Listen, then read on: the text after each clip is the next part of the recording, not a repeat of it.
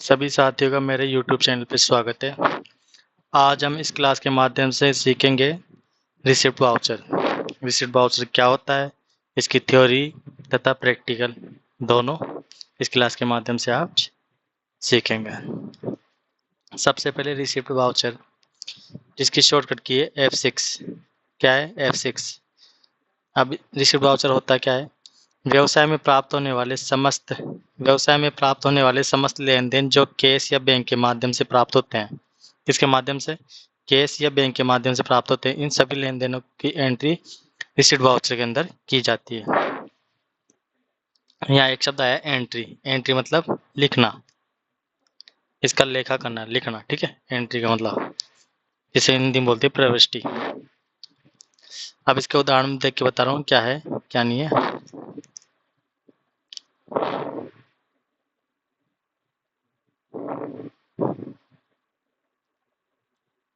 ये देखो, सबसे पहले राम द्वारा 50 लाख, मैंने 5 लाख लिख दिया, ये 50 लाख है, ये गलती होगी मेरे से। यहाँ से 50 लाख कर लेना इसे, ये तो मैं अमाउंट यहाँ से ही लिखा है। 50 लाख रुपए से 50 लाख रुपए नगद लगाकर व्यापार प्रारंभ किया, क्योंकि व्यापार प्रारंभ करने के लिए कुछ ना कुछ चाहिए, तो उसने 50 लाख रुपए लगाए व्यापार में और व्यापार प्रारंभ कर दिया। तो इसकी एंट्री क्या करेंगे अपन, एक चीज देखो, इसकी एंट्री जैसे अपने के पास व्यापार के अंदर क्या आ रहा है, एक चीज ध्यान रखना, मालिक और व्यापार इन दोनों को अलग अलग माना जाता है। जैसे मालिक के खर्चे है ना, ऐसे नहीं है कि व्यवसाय के अंदर दिखा दे, ये व्यवसाय खर्चे मालिक के दिखा दे, इन दोनों को अलग अलग माना जाता है। मालिक के खर्चों को व्यवसाय के अंदर नहीं दिखाया जाएगा। सबसे पहले जैसे व्यापार के अंदर वो पैसे लगाए, तो व्यापार के अंदर क्या आ रहा है, क्योंकि अपन तो ऐसे समझेंगे फिर व्यापार के पास अपने पास क्या आ रहा है, कैश, कितना 50 लाख रुपए।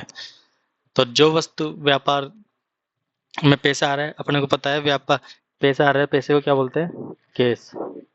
तो अपन लिखेंगे कैश अकाउंट डेबिट, आने वाली वस्तु, व्यापार में आने वाली वस्तु को तो क्या करेंगे, डेबिट। तो कैश आ रहा है तो cash account debit to capital account. Capital account इसलिए लिख रहा हूँ कि एक ही आदमी है इसका मालिक, इसलिए इसको कैपिटल अकाउंट या प्रोप्राइटर कैपिटल अकाउंट ऐसे भी लिख सकते हैं। ठीक है, एक चीज का ध्यान रखना, आपको ऐसे नहीं करना कि cash account debit to Ram से पैसे मिल रहे हैं ना अपने को, ऐसे नहीं करना। ये इसलिए नहीं करना क्योंकि ये मालिक रह गया, तो व्यवसाय के अंदर मालिक का नाम नहीं आता। यदि आता भी है तो ऐसे लिखा हुआ आएगा, राम्स कैपिटल भी लिखा हुआ आएगा आगे। देखो राम से लिखा है मैंने, राम्स अकाउंट, कैपिटल भी लिखा हुआ आएगा। देखो मैंने इन दो सा एग्जाम इसी को बताया, जैसे cash account debit 50 lakh to Ram's capital.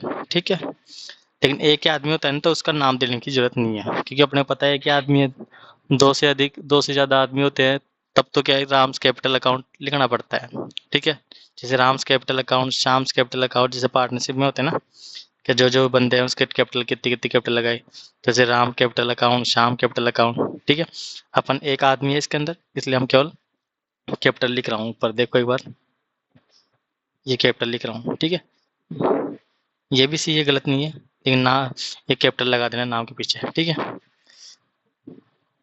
क्योंकि अपने को पैसे प्राप्त होते हैं ना, उसमें पैसे लगा के व्यापार प्रारंभ किया, व्यवसाय को तो पास तो पैसे आ रहे हैं ना, अपने को तो ये देखना है।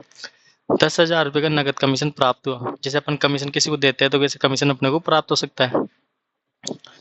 अपन ने भी किसी से मान ले किसी का काम करवाया, उसने बोल दिया कि आप ये करवाओ, तो क्या तब भी आपको कमीशन देंगे, तो अपने को भी कमीशन प्राप्त हो गया। तो कमीशन अपने को नगद में प्राप्त हुआ है, तो अपन वही बात है, व्यापार के अंदर क्या आ रहा है, पैसा।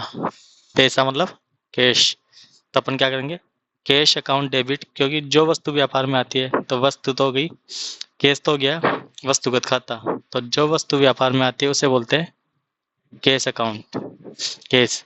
तो cash account debit to commission receive, क्या करोगे, कमीशन अलाउ का मतलब है अपन ने कमीशन दिया है, दिया है मतलब अपने लिए खर्चा हो गया, लेकिन अपने को कमीशन प्राप्त हुआ है रिसीव, रिसीव को अपने लिए इनकम हो गई। इनकम आपको एक नॉमिनल अकाउंट का रूल्स बताया था, जो समस्त व्यय तथा हानि को तो करते हैं डेबिट, समस्त आय तथा लाभ को करते हैं क्रेडिट। तो ये क्या हो गई, आय, आय को क्या करेंगे, क्रेडिट, जो टू में आती है उसको लिखते हैं क्रेडिट। सबसे पहले में क्या है, ये जो फर्स्ट वाला एग्जांपल बताया था ना, इसकी एंट्री मैं टैली के अंदर कर देता हूँ। ठीक है,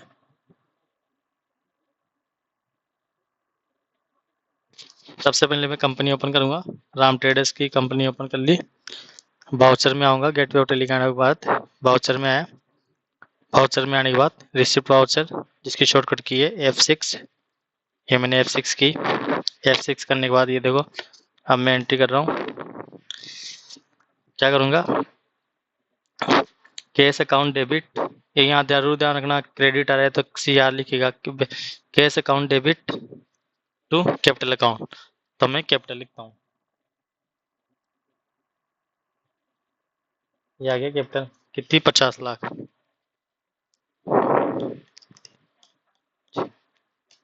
50 लाख आ गया।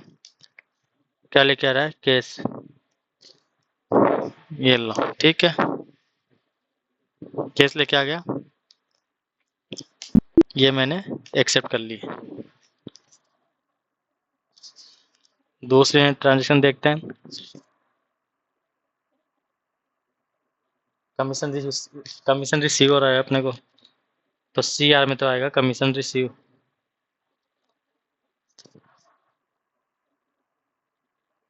कमीशन अलाउ है, अपन क्या है, ये कमीशन अलाउ है, ये खर्चा है, तो अपने को तो कमीशन रिसीव का लेजर बनाना है। क्या करोगे आप, क्रिएट में जाओगे, यहाँ पे जैसे क्रिएट में जाके इसे एंटर करो, एंटर करती है विंडो खुल जाएगी। अब लेजर बना लो। अब लेजर बना लो, कमीशन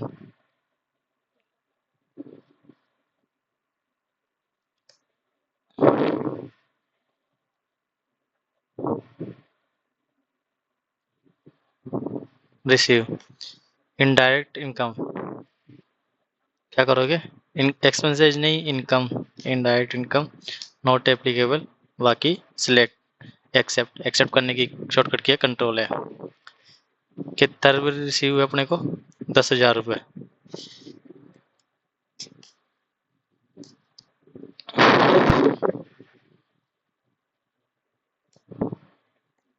कैसे रिसीव हो गया,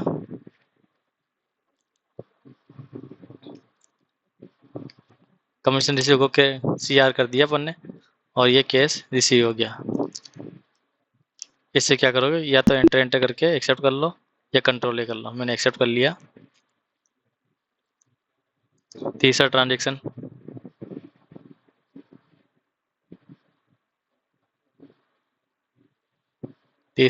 देखो, स्थायी संपत्ति को नगद में बेचने पर क्या हुआ, स्थायी संपत्ति को अपन ने नगद में बेच दिया। ठीक है, तो अपन क्या करेंगे, जैसे अपन संपत्ति को बेचेंगे तो अपने पास पैसे आएंगे, तो अपन क्या करेंगे, कैश अकाउंट डेबिट। ठीक है, और फिक्स असेट्स भी रियल अकाउंट है, मतलब वस्तुगत खाता है, और अपने व्यापार से किया जा रहा है असेट्स। जैसे अपन ने लास्ट एंट्री में किया था, अपन ने क्या किया था, अपन ने कार खरीदी थी, पता है ना आपको। कार खरीदी 2 लाख रुपए की, अपन ने इस कार को सेल कर दिया। ठीक है, अपन अब कार को क्या कर रहे हैं, सेल कर रहे हैं अपन।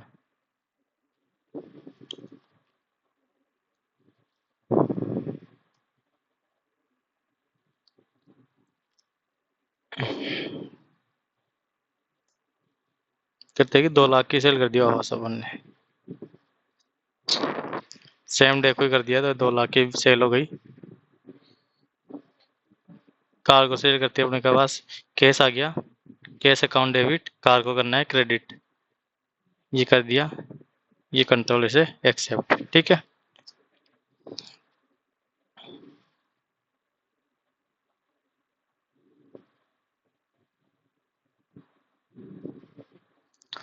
अब देखो, देनदार डेटर से भी अपने पैसे प्राप्त होते हैं।